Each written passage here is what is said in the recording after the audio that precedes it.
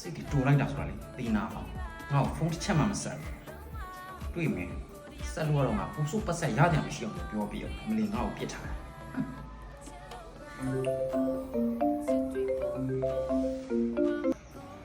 ကိုခလေးလေးဟုတ်ကိုပြောလေ